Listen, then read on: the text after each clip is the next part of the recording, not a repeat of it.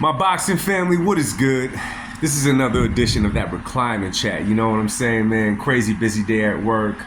You know, I didn't want to do the whole setup tonight. You guys can see kind of right there where my setup is, but we're going to just do it like this. And we're going to talk about none other than my man, Jaron Boots Ennis. I mean, Boots had a great performance this past Saturday night, man. He had a great performance.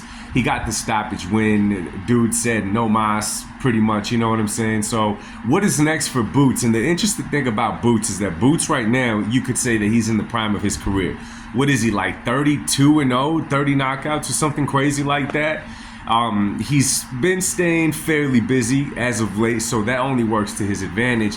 But the question is, what's next? Now, Boots can just kind of chill and wait for the Ryan Garcia, the Devin Haney. Pretty much that whole card on May 2nd is all going to be a contender in possible fights for Jaron Boots Ennis.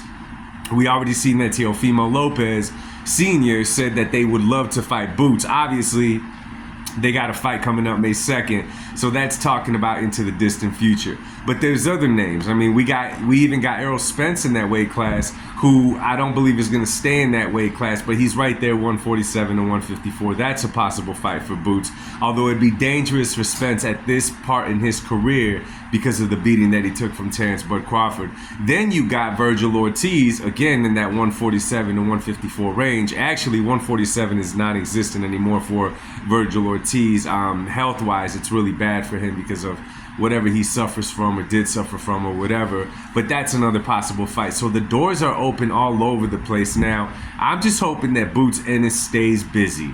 Of all these names, I just hope that he stays busy, that he keeps fighting, that he keeps doing his thing. It'd be a mistake for him to just say, you know what, I got my fame, I got my stoppage win, my name is blowing up right now, let me just wait for one of these big fights. But I'll be real with you guys, that Boots doesn't strike me as that type of guy. He does not strike me as that type of fighter who's just going to kind of sit around and wait for a big payday, so to speak. It looks like he wants to be great in the sport. You know, the Philadelphia fighters, they got something to him, you know, Bernard Hopkins himself, you know, and as far as heart goes, Gabe Rosado, all these people. So I think he has a bright, bright future. Now, obviously, the name that's getting thrown out with Boots is a name that's been thrown out with Boots quite a long time. And that is none other than Terence Crawford. Is that fight possible? Can that fight happen? You know, this is the thing about it. There's a timeline. You know what I'm saying? There's pretty much a timeline effect right now that we got to pay attention to.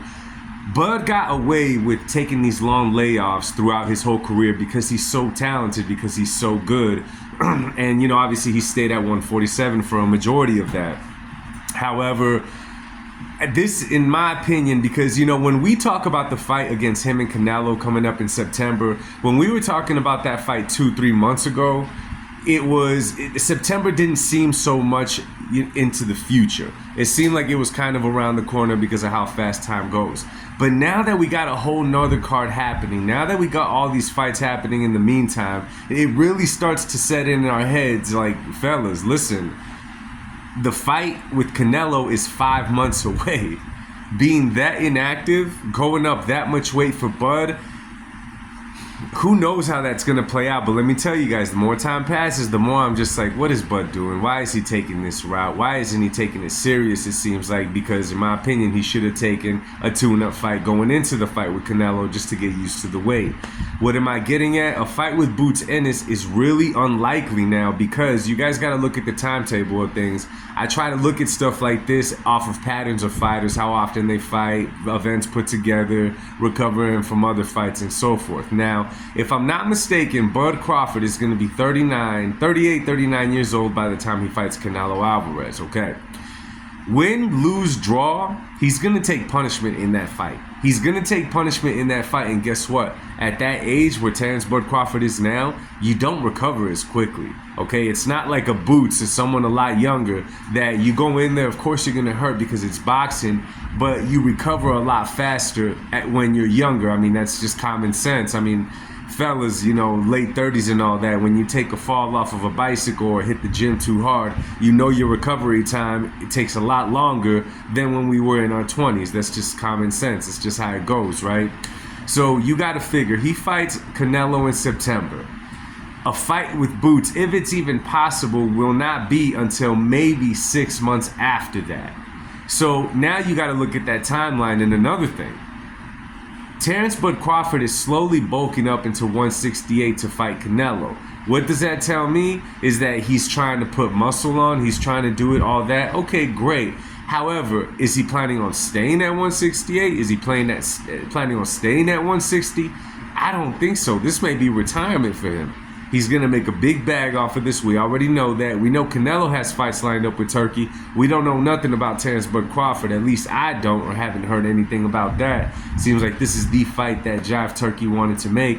So a fight with Boots Ennis, although it sounds great and we wanted it for a couple of years now, maybe longer, more or less, I don't think that we're going to get it. However, I think Boots is going to make a bigger splash at 147 than Terence Bud Crawford did. I think that his personality lends itself a little bit better to the boxing public.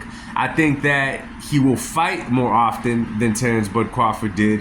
And I think that he's really going to be that guy for a minute at 147. I have that feeling, and at 154. I just have the feeling about this dude. You know, I could be right, could be wrong, who knows, only time will tell. Let me know what you guys think, drop it in the comment section and we'll talk about this. Much love to y'all, God bless y'all, and peace.